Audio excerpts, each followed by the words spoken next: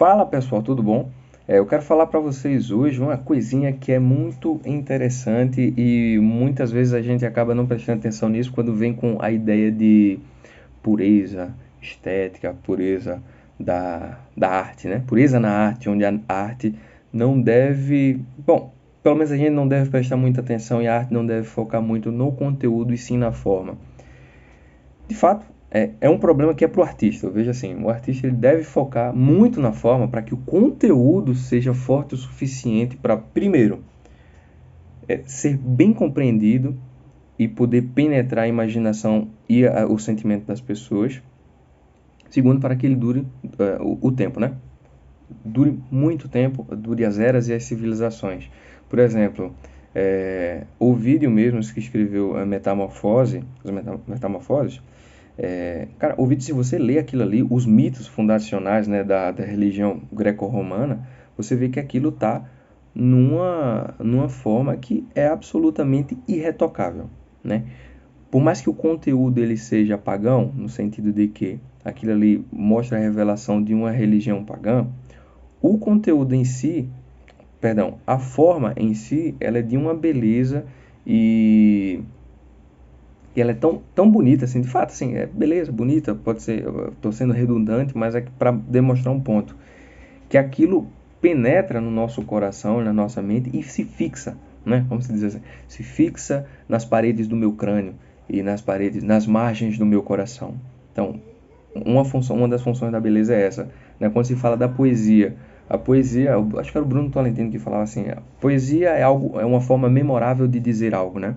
E por que memorável? De memória. É algo tão bonito, é tão bom aquilo que é dito e de forma tão bonita, tão bela, que aquilo é rememorado, é lembrado pela beleza em si. Mas não quer dizer que o conteúdo ele seja indispensável. Não, a grande arte ela vai falar de forma linda de qualquer coisa, obviamente, mas principalmente das melhores coisas, né? Então, tanto é que a função da poesia é essa, primordial, era falar das grandes coisas, das obras de Deus, da fundação do mundo e das grandes obras dos fundadores de cidades, dos heróis, dos fundadores de povos, iniciadores de civilizações. Então essa é a função primordial da poesia, né? E hoje em dia isso não é tão diferente. Algumas críticas dizem que nossa, a literatura hoje está rebaixada, a grande arte está rebaixada, só o feio, a coisas irrelevantes e tudo mais. Mas, de certo modo, eu acho que isso é um retrato de uma época, né? Um retrato de uma era. Elas falam dessas coisas também porque a vida moderna é basicamente isso, então não tem muita coisa diferente assim, não dá. A gente obviamente poderia pender para um outro lado, mas eu acho que o grosso disso, ela é um retrato de uma época, da nossa época, né? Mas aí o que é que acontece?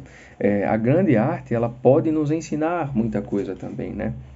De modo que eu estava lembrando aqui, vou dar um exemplo para vocês que, por exemplo, a gente estava falando hoje numa reunião mais cedo acerca da missa e do momento do ofertório, né? O momento do ofertório que é um momento onde as pessoas acabam se dispersando um pouquinho, mas na verdade é um momento de extrema dramaticidade e drama real, porque o momento do ofertório é um momento em que Cristo está se oferecendo, né?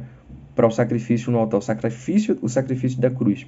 Então, como é que a gente pode captar melhor essa realidade?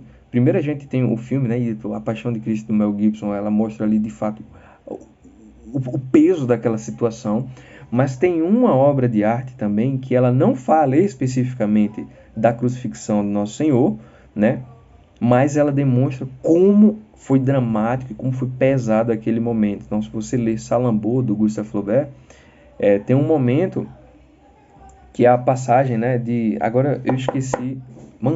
Manton, se eu não me engano é esse o nome da personagem. Se vocês lembrarem aí e eu estiver errado, corrija aqui nos comentários, por favor. Que ele foi julgado, vai ser condenado, e tem um momento que é, assim, quase que a passagem do Nosso Senhor também durante a cidade, né, em meio à cidade para ir para o lugar da execução. E o que é que acontece? Nesse momento mostra como o povo se vingava desse criminoso, né? Então o Manton está sendo lá açoitado não só pelos guardas, mas pela população também. E jogam pedra nele, e dão unhada, e cusparada e tal. Então, é um pequeno exemplo para mostrar para vocês que a arte ela pode sim, para além da sua forma, da sua beleza e da sua magnanimidade nesse ponto, ela pode sim ser função de aprendizado, né? E tanto é que foi por isso que a igreja guardou os ensinamentos dos mitos pagãos, das civilizações pagãs, né?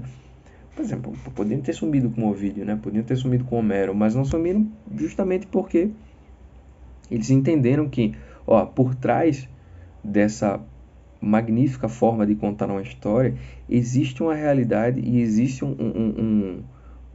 uma sabedoria muito profunda, né? Então, boa arte liga essas duas formas, né? Essas duas coisas.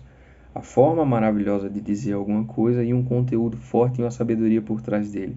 Então eu quero dizer isso que, assim, eu meio que estou de fora desse purismo da arte e é só a manifestação estética que interessa e não o conteúdo. Eu discordo disso, o conteúdo interessa sim.